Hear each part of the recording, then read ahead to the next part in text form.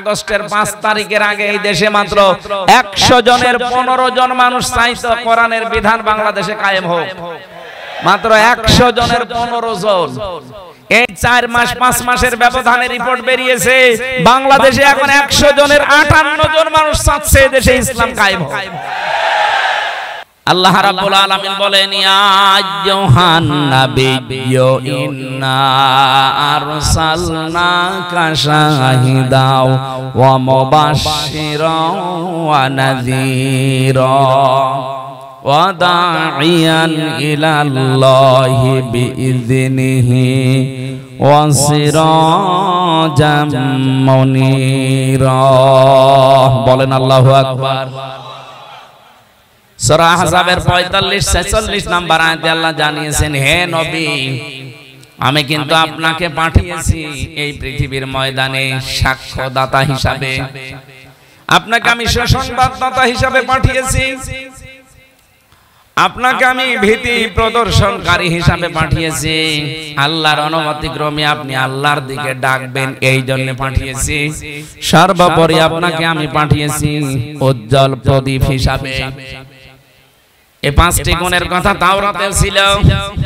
হযরতে মুসা নবী আলাইহিস সালামের উপরে যে কিতাব আল্লাহ নাযিল করেছিলেন, ওই কিতাবের সামারাইজ বক্তব্য ছিল এই 5টা। নবীজি সম্পর্কে যত তথ্য ছিল সব এক জায়গায় করলে এই 5টার ভেতরেই পাওয়া যেত। জোরে বলেন সুবহানাল্লাহ। সুতরাং অতীতে যত কিতাব আল্লাহ পাঠিয়েছেন সহিফা 100টার বড় কিতাব 3টা কোরআন বাদ দিয়ে, প্রতিটি কিতাবের ভেতরে আমাদের নবী মুহাম্মদুর রাসূলুল্লাহ সম্পর্কে কম বেশি আলোচনা ছিল। এজন্য প্রত্যেকটি নবী তার উম্মতের কাছে শেষ বিদায় নেওয়ার সময় জানিয়েছে, আমি চলে যাচ্ছি, কিন্তু আমার পরে একজন নবী আসবে, আখেরি নবী। আমার পরে একজন নবী আসবে, আখেরি নবী।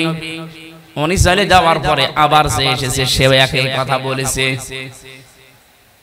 প্রত্যেকটা নবীর বর্ণনায় যখন এটা ছিল, আমি এখান থেকে কয়েকটা শিক্ষা আপনাদেরকে দিতে চাই, যেহেতু রেকর্ড হচ্ছে।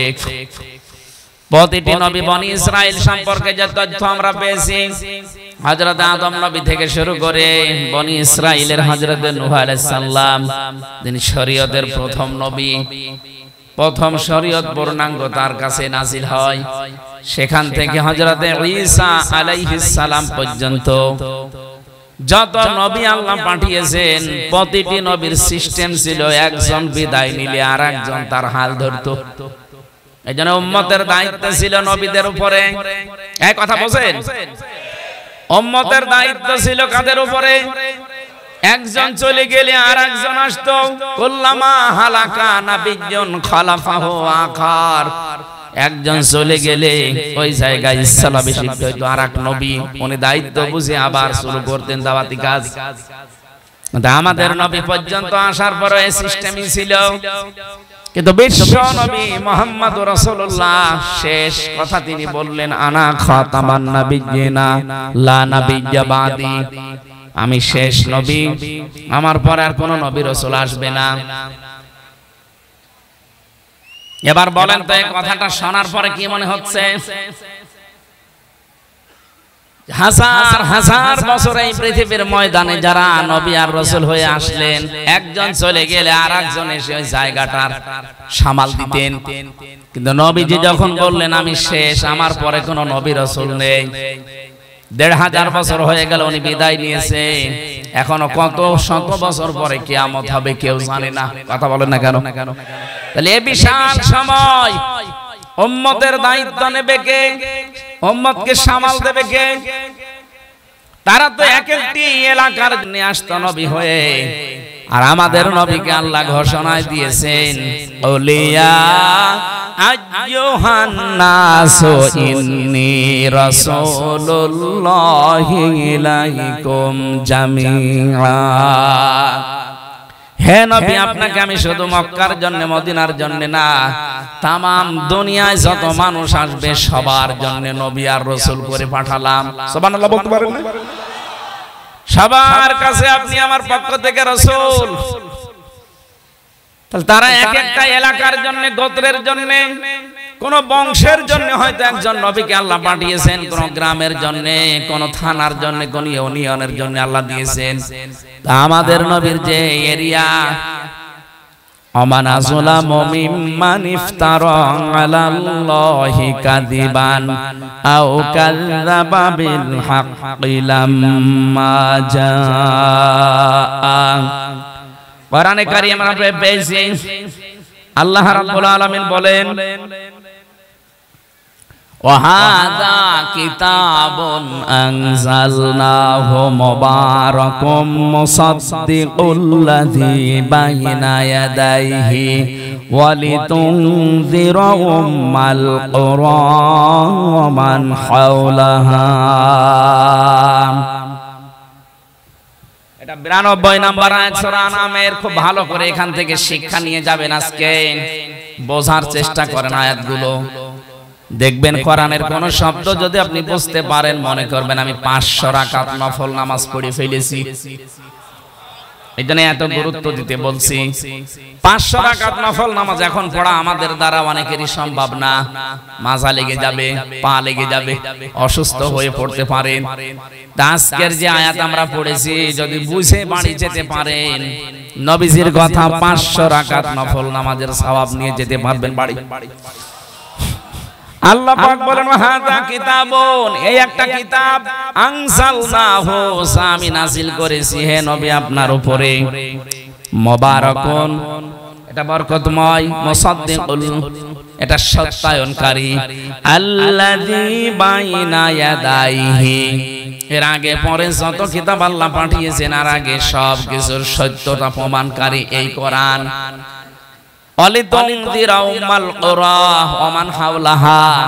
আপনি এই কোরআন দিয়ে সতর্ক করবেন উম্মুল কুরা, তার মানে মক্কা শরীফের আশপাশে যারা আছে তাদের। শুধু মক্কা না, আমান হাওলাহা, এর আশেপাশে যা আছে। যেহেতু মক্কা, এই কাবা শরীফটা এই পৃথিবীর একেবারে মাঝখানে, তামাম পৃথিবীর মাঝখানে হচ্ছে মক্কা।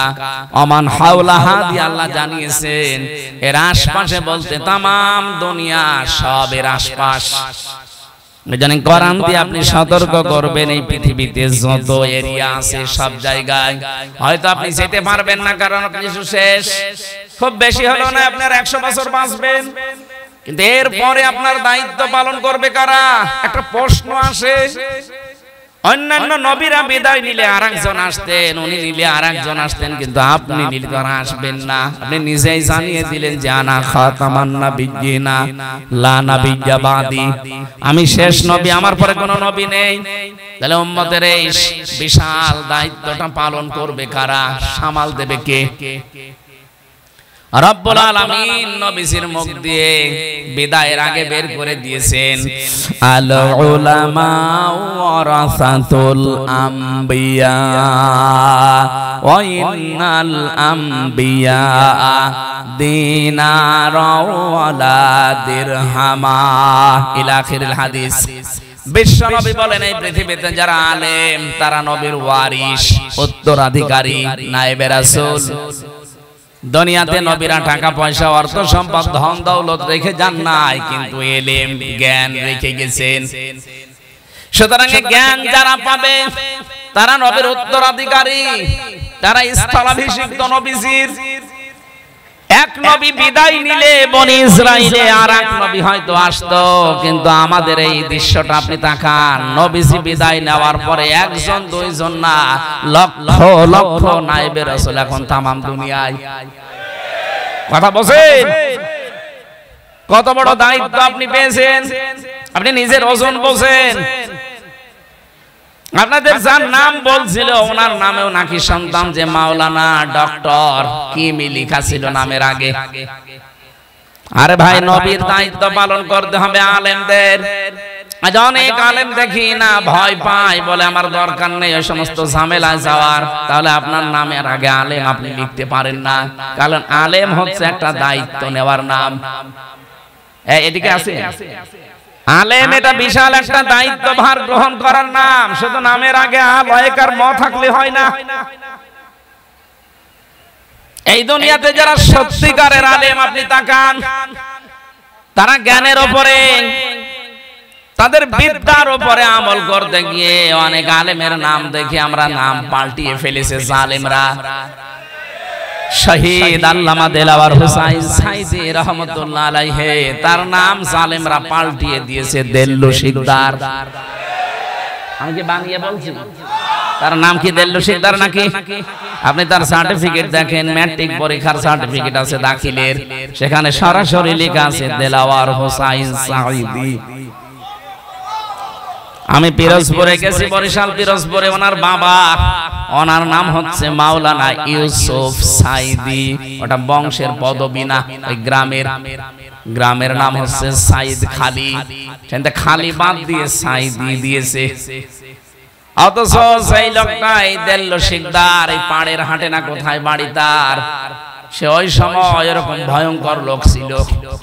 তার নামটা পরিবর্তন করে বানানো বিচার ব্যবস্থা কায়েম করে তাকে ইনজেকশন দিয়ে মেরে ফেলেছে জালেমরা।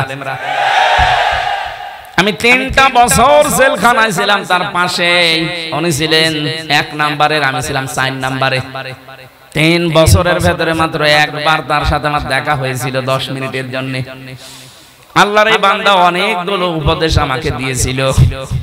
রব্বুল আলামিন তাকে যেন জান্নাতুল ফেরদাউসের অধিকারী বানিয়ে দেন, বলেন আমিন। এই ছেলে, কোন দিকে তাকান? কথা বলেন কেন? আজ যারা আলেম নাম নিয়েছেন, কিন্তু সত্য বলতে আপনি ভয় পান, সত্য প্রকাশ হলে আপনার ভয় লাগে। আপনার নামের আগে কেন আপনি আলেম লেখেন, মুফতি লেখেন, মুহাদ্দিস লেখেন? কেন লিখবেন আপনি? আপনার জন্য তো এটা লেখা জায়েজ না। যারা আলেম আপনি তাকান তাদের দিকে, তারা জ্ঞান অনুযায়ী আমল করতে গিয়ে নামও খুঁজে পায় নাই। শহীদ আব্দুল কাদের মোল্লা, তার নাম দিয়েছে কসাই কাদের। ওনার নাম কি কসাই কাদের? এই চট্টগ্রামের আলেমদের মাথার মুকুট একজন ছিলেন। যতদিন কোরআন পড়েছিলেন কোন সমস্যা তার এই 100 বছর পর্যন্ত হয়নি। যতদিন কোরআন বুঝেছিলেন হয়নি, যতদিন কম বেশি কোরআন মেনেছিলেন ততদিনও হয়নি। যখন বলেছেন আমি কোরআন মানুষকে মানাতে চাই, তখন নামও পরিবর্তন হয়ে গেছে তেতুল হুজুর। ওনার নাম কি তেতুল হুজুর?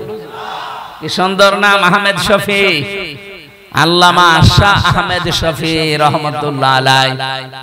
জালেমরা তার নামও পরিবর্তন করে দিয়ে দিল তেতুল হুজুর। বলেন তো ওনার নাম এতদিন পর্যন্ত কেউ পাল্টিয়েছে? উনি তো 100 বছরে মারা গেল। এই চট্টগ্রামের ভেতরে কোনদিন তার নাম আপনি শুনেছিলেন? যতদিন তিনি কোরআন পড়েছিলেন তার কোন শত্রু ছিল না এদেশে। যতদিন বুঝেছিলেন কোন শত্রু ছিল না। যতদিন তিনি কম বেশি মানতেন কেউ তাকে শত্রু মনে করতো না। যখনই তিনি বললেন না এটা আমি মানাতে চাই মানুষকে, কারণ এর ভেতরে আছে ওয়াল্লাযীনা ইউযুনা রাসূলাল্লাহি লাহুম আযাবুন আলীম। সূরা তাওবার 60-61 নম্বর আয়াতে আল্লাহ জানিয়েছেন যারা রাসূলকে কষ্ট দিচ্ছে এবং দেবে তাদের জন্য যন্ত্রণাদায়ক আযাব, শাস্তি।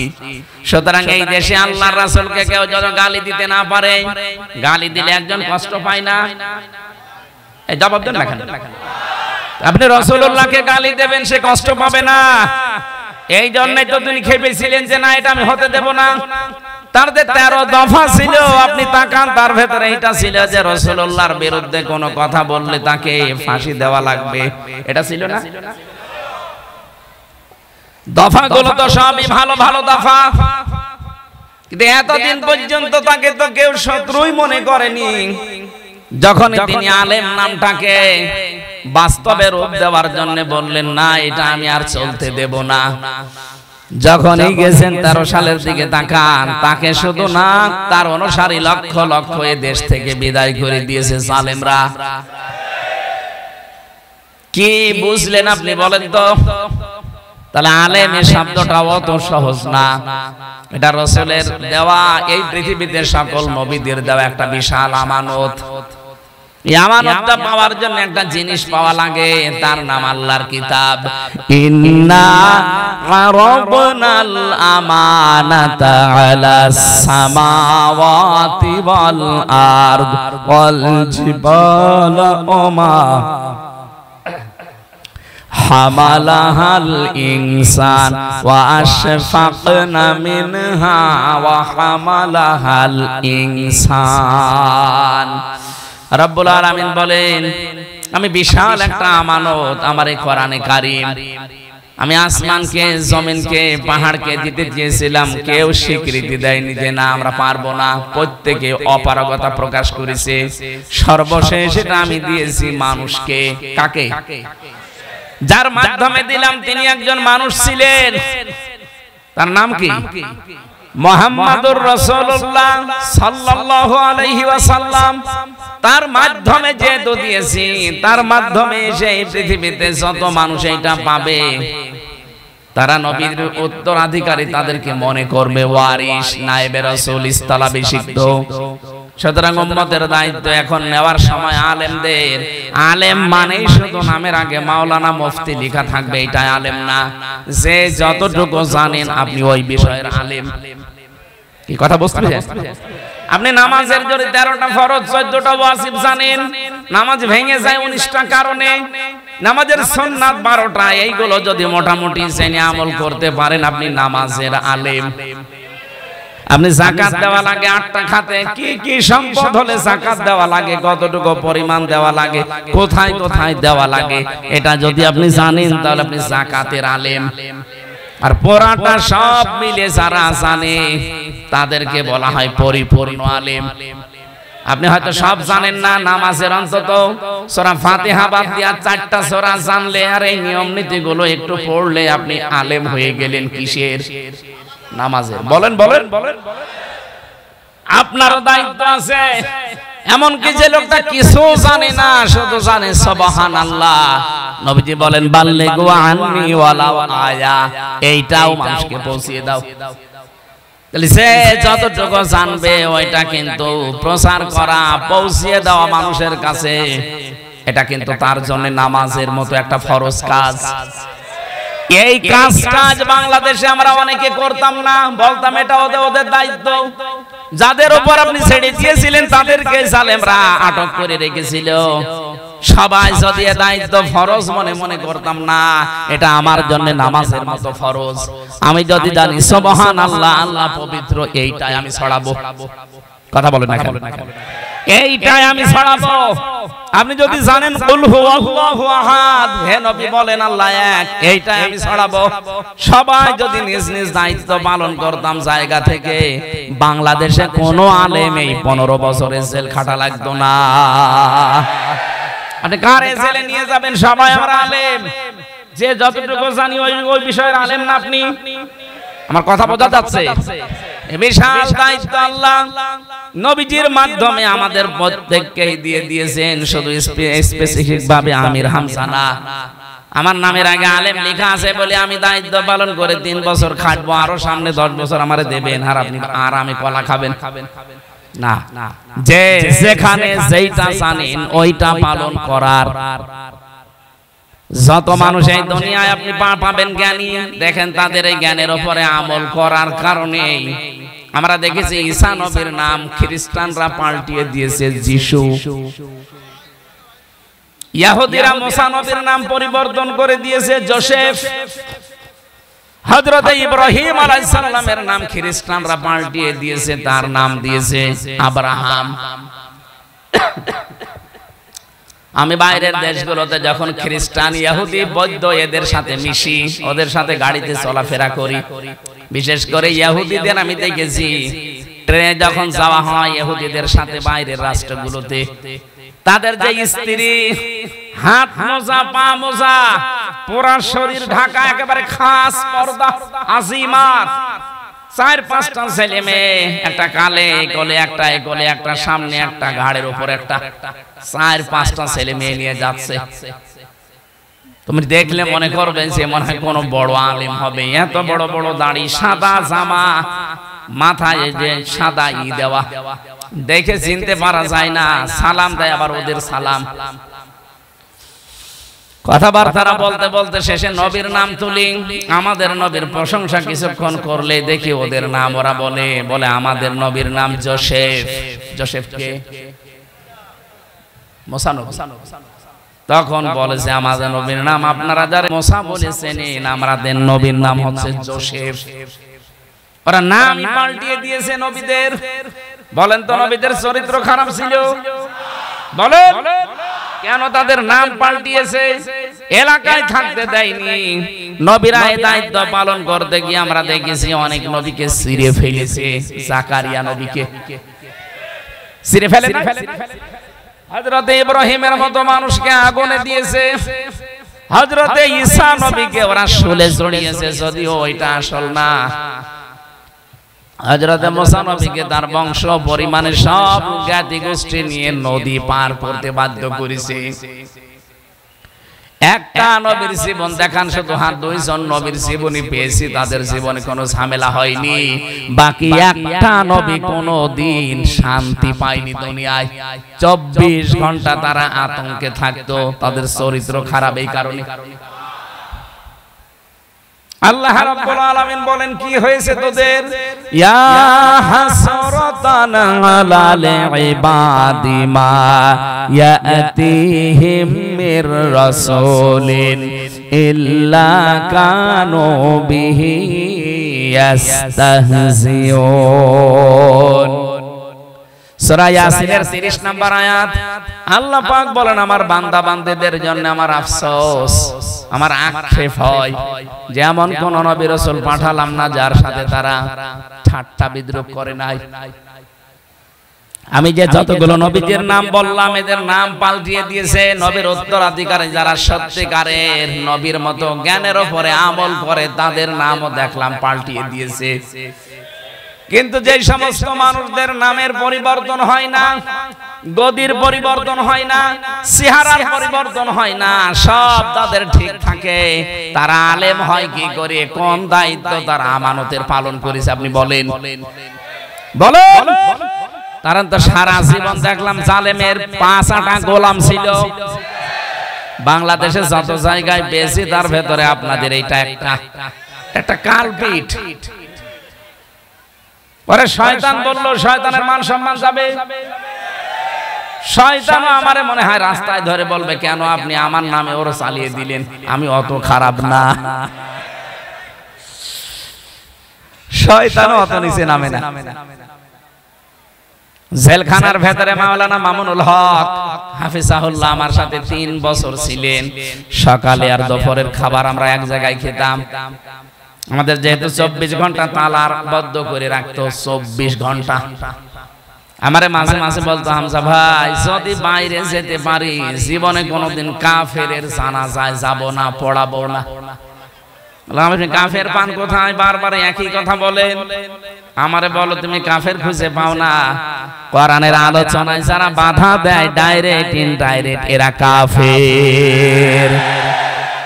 সুতরাং আমি জোরালো ভাবে বলতে পারি এই দেশে যারা 15.5 বছরে কোরআনের অনুষ্ঠানগুলো বন্ধ করে দিয়েছেন বিভিন্ন ইস্যু তৈরি করে, আপনি নিশ্চিত থাকতে পারেন তারা কাফের। কাফের মরে গেলে জানাজা জায়েজ আছে। বলেন বলেন, এটা শক্ত হওয়া দরকার। তাহলে এই দেশে আমার মনে হয় কোরআনের বিরোধিতাকারী অনেক কমে যাবে। কমবে না, কারণ জানাজা না, ফরজ নামাজে বিশ্বাস করে না, জানাজা। আমারে রিমান্ডে যখন অত্যাচার করছিল আমারে বলছে কই তোর আল্লাহ কই? এখন আমাদের হাত থেকে বাঁচাতে বল। অসহায় নিরুপায় চোখ দিয়ে আমার পানি পড়ছিল, কি করব কিছুই তো নেই, কারণ আমি মাটির নিচে। 24টা ঘন্টা ওদের সিসি ক্যামেরা দেওয়া আমার দিকে, আমি কোন দিকে তাকাই তা ওরা দেখতে পায়। অথচ তার নামগুলো কি সুন্দর সুন্দর, আসাদুজ্জামান, আব্দুল মান্নান। আপনাদের চট্টগ্রামের একজন এসপি পেয়েছিলাম আমি রিমান্ডে, তার নাম হচ্ছে আতিকুর রহমান ভুইয়া। কোন এলাকায় বাড়ি আমি জানি না। পরবর্তীতে এক কনস্টেবলকে বললাম এর বাড়ি কোথায়, বলে চট্টগ্রামে। কোন জায়গায় জানি না, ওরা আমি খুঁজতেছি। এই শয়তান আমরা একেবারে কুষ্টিয়ার আমার গ্রামের বাড়ি থেকে আমরা ধরে নিয়ে এসেছি। হ্যাঁ, রাঙ্গনিয়া, ওটা মনে হয় সেই হাসাও মাহমুদের কেউ হবে। কথাবার্তায় বোঝা যেত মাঝে মাঝে ওর নাম বলতো। আমার তো চোখ বাঁধা থাকতো, হাতে হ্যান্ডকাপ দেওয়া, চোখ বাঁধা কালা কাপড় দিয়ে, মাজায় দড়ি দেওয়া। মাঝে মাঝে আসতো আর উল্টা পাল্টা প্রশ্ন করে ওর নাম বলতো। হ্যাঁ ঠিক বলেছেন, ওই এলাকায় বাড়ি। ওর বাড়ি কে রাঙ্গুনিয়া নাকি? ওই হাসাও মাহমুদের বাড়ি কোথায়? হ্যাঁ, শয়তানের বাড়ি দোকানে হবে। ওটা আর একটা নির্ভেজাল টাটকা শয়তান একটা। এই দেশটাকে ধ্বংস করার জন্য এই যত মানুষ ভূমিকা পালন করেছে তার ভেতর ওইটা একটা, আর ওই যে মহিবুল হাসান নওফেল একটা। এগুলো সব দাদা বাবুদের কথা মতো চলতো। আর কি করে এই দেশের 12টা বাজানো যায়, বিশেষ করে ইসলামের আর আলেমদের। আমাদেরকে যখন আদালতে তোলে ওই শয়তানগুলো তখন টিপ্পনি কাটতো ওই আদালত চত্বরে, আমি অনেকগুলো দেখেছি।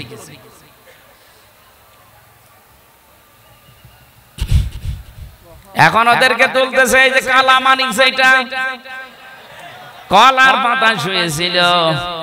শুধু কলা পাতায় না, ওরে গলায় গামছা দিয়ে টানতে টানতে নিয়ে এসেছে সিলেট থেকে।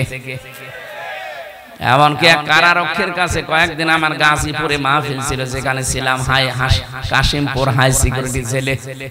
শুনলাম কারারক্ষী আমারে বলছে, হুজুর ও শয়তান আমাদের কাছে আছে, ওর বিসি উড়িয়ে গেছে। ওর বিসি উড়িয়ে গেছে, ভালো হয়েছে। ও শয়তান যারা জীবনে বিয়ের কথা বলতে না পারে, আর ওর বউ যদি শোনে, ওর বউ মনে হয় পালাবে। না, বিসি নেই ওর কাছে থেকে কি হবে?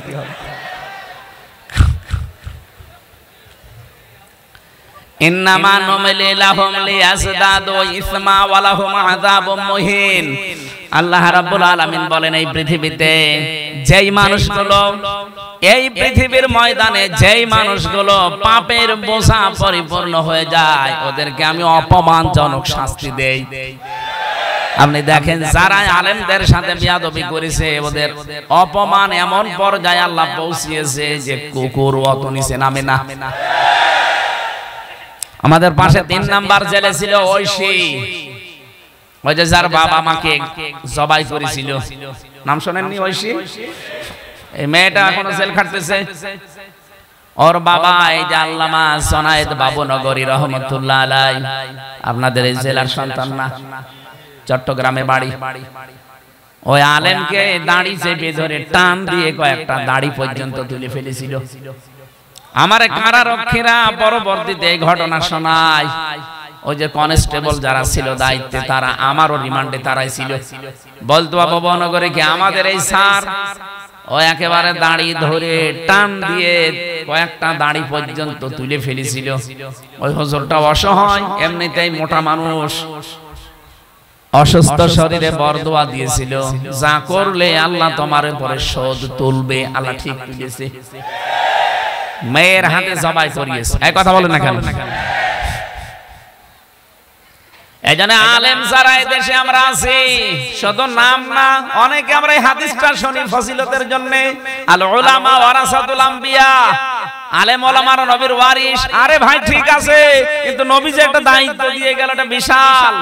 পাহাড় নিতে চাইনি, আকাশ নিতে চাইনি, জমিন নিতে চাইনি, সেই দায়িত্ব আপনার মাথার উপরে। আপনি টের পাচ্ছেন? খালি নাম শুনলেই হবে?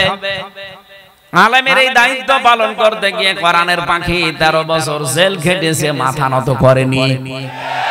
অথচ কত মানুষের আগে তো আমরা আলেম দেখি, তারা আলেম নামটা শুধু নিয়েই বসে আছে, কোনো কাজ নেই তাদের। জানে আলেম নামটা কিন্তু বড় কঠিন নাম, এটা বাস্তবে রূপ দিতে হলে আপনার জীবন চলেও যেতে পারে। এজন্য আমার নবীর নাম বলছিলাম আমি, বিশ্ব নবী মুহাম্মদুর রাসূলুল্লাহর নাম। আসমানি যত কিতাব আছে আল্লাহ প্রত্যেকটা কিতাবে কম বেশি পরিচয় তুলে ধরেছেন রাব্বুল আলামিন। কোরআনে কারীম, এই যে কোরআন শব্দটা বলছি কেন? বহুল পঠিত পাঠ্য, এত বেশি কোনো কিতাব পড়া হয়নি। এর আগে যত কিতাব আল্লাহ দিয়েছেন সেগুলো কম বেশি পড়া হয়েছিল। সবচাইতে বেশি পড়া কিতাবের নাম কি? আরো জোরে বলেন। 3 নাম্বার শব্দ দিয়েছেন আপনারা মাহফিল। মাহফিল মানে কি? অনুষ্ঠান। মাহফিল মানে কি? তাফসীরুল কোরআন মাহফিল, কোরআনে কারীমের তাফসীরের অনুষ্ঠান। আজকের এখান থেকে আমরা কোরআন শরীফের সবচাইতে দামি আয়াত একটা, যেটা আয়াতুল কুরসি বলা হয়, এখানে আল্লাহর 10টা ক্ষমতার কথা আছে। কয়টা? এই 10টা ক্ষমতা কেউ যদি বিশ্বাস করে মেনে চলতে পারে, ও শুধু মরতে দেরি, জান্নাত পেতে দেরি হবে না। আমরা সেই গুরুত্বপূর্ণ একটা মর্যাদাপূর্ণ একটা আয়াত থেকে আজকে কথা শুনবো। থাকবেন তো ইনশাআল্লাহ? আজকের মাহফিলের প্রধান অতিথির জন্য দোয়া করছি আপনাদের চট্টগ্রামের সন্তান, বাংলাদেশ জামাত ইসলামী চট্টগ্রামী মহানগরীর আমির, সাবেক এমপি, বিশিষ্ট রাজনীতিবিদ, সমাজসেবক আলহাজ শাহজাহান চৌধুরী দামাদ বারকাতুহুমুল আলিয়া। বলেন আমিন। মাহফিলের বিশেষ অতিথি বাংলাদেশ জাতীয়তাবাদী দল পটিবিলা ইউনিয়নের সম্মানিত সভাপতি জনাব ইদ্রিস শিকদার।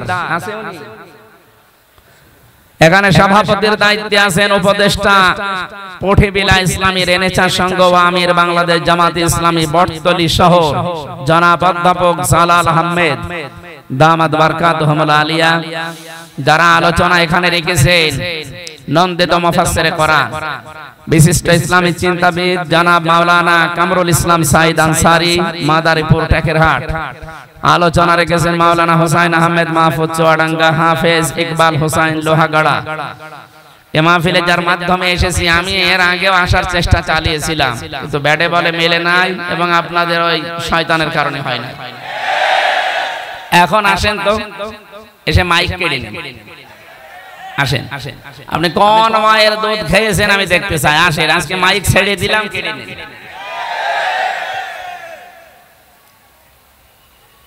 মঞ্চে বসা ওলামা একরাম, সামনে বসা মুসলমান ভাইরা, পর্দার আড়ালের সম্মানিতা মা এবং বোনেরা, বিশেষ করে আপনাদের শাহজাহান, আমার ছোট দাদার নাম। ওই ছেলেটা পেছনে লেগেই ছিল, জেল থেকে বেরিয়ে লেগে আছে। কয়েকবার এই চট্টগ্রামে আসতে গিয়ে সেই কুষ্টিয়া থেকে আসা হয়। আমার যাওয়া আসা প্রায় কমপক্ষে 600 কিলোমিটার, 1200 কিলোমিটারে যাওয়া লাগে। একটা অনুষ্ঠানের জন্য আসলে আমাদের কষ্ট হয়ে যায়। তারপরেও আসতাম কষ্ট করে কোরআনে কারীম প্রচার করার জন্য। আর শয়তানরা আসার পরে এই ফেনী থেকে অথবা চট্টগ্রাম পাওয়ার আগে এখান থেকে ফেরত দিয়ে দিতে বলে, না আর আসা যাবে না, বাড়ি চলে যা। আল্লাহ যে কি বাঁচানো বাঁচিয়েছে আমাদেরকে, আর কিছুদিন থাকলে ওরা আমাদেরকে কোথায় পৌঁছিয়ে দিত। আর এদেরকে সাহায্য করার জন্য কিছু আলেম নামে জালেম, ওদের আমি দোষ দেই না, ওরা তো যা জানি হয়তো করতে পারে, কিন্তু এই আলেমরা একই করে। আলেমগুলো একটা জালেমের পরিচয় দিল না। আমার মনে হয় কিয়ামতে এই সমস্ত আলেম নামধারী, এই যে নদবী নাকি, কিয়ামতে আব্দুল্লাহ বিন উবাইয়ের সাথে উঠবে। কারণ জানা শোনার পরে ভুল করেছে। যারা না জেনে ভুল করেছে তাদেরও হবে শাস্তি, কিন্তু এদের শাস্তি আরো ডবল হবে। এই অনুষ্ঠান শুধু আজকে এলাকায় মুসলমানদের জন্য না, আমি খোলাখুলি বলছি, এটা শুধু মুসলমানদের জন্য না, হাদা বায়ানুল লিন্নাস, মানুষ মতবাদে যারা বিবেচিত তাদের জন্য আজকের এই অনুষ্ঠান। সুতরাং অন্য ধর্মের মানুষও যদি এসে থাকেন, আপনাদের ওয়েলকাম। অনেকে আপনাদেরকে এখন বোঝাচ্ছে যে যদি ইসলাম এদেশে ক্ষমতায় চলে আসে তাহলে কিন্তু তোমাদের কচু কাটা করবে। সব মিথ্যা কথা, সাফ কথা শোনেন, এটা রেকর্ড হচ্ছে। বাংলাদেশে কোন মুসলমানের মাথায় বাড়ি দেন, একটা গুনাহ হবে, কোন হিন্দুর গায়ে বাড়ি দেবেন, ডবল গুনাহ হবে। কারণ এই দেশে আমরা মুসলমান প্রায় 92 থেকে 93 ভাগ। কথা বলো না কেন? আর অন্যান্য জাতির লোকে আছে মাত্র 6-7 ভাগ। সেই হিসাবে ওরা আমাদের কাছে আমানত। ওদের মাথায় বাড়ি দিলে একদিকে জুলুমের গুনাহ হবে, আর একদিকে আমানতের খিয়ানতের গুনাহ হবে। এজন্য আপনাদের যে কথাগুলো ওরা শোনায় পুরা মিথ্যা কথা। ওরা ওদের কোন একটা ধান্দা আছে।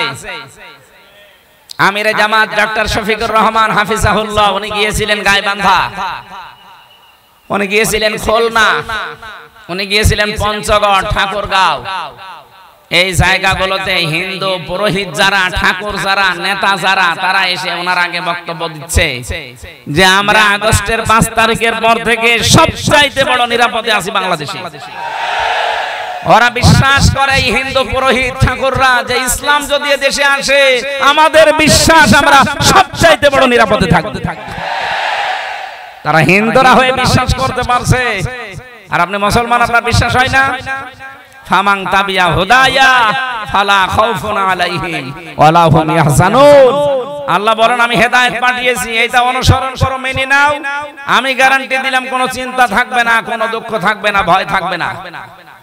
এক পাতি নেতা এসে আন্দাজে স্লোগান দেয়, তার কথা আপনার বিশ্বাস হয়, আর কোরআনে কারিমে আল্লাহ নিজে গ্যারান্টি দিচ্ছে, আমাদের বিশ্বাস হয় না? সামনে যেন আমরা এর প্রতিফলন ঘটাতে পারি।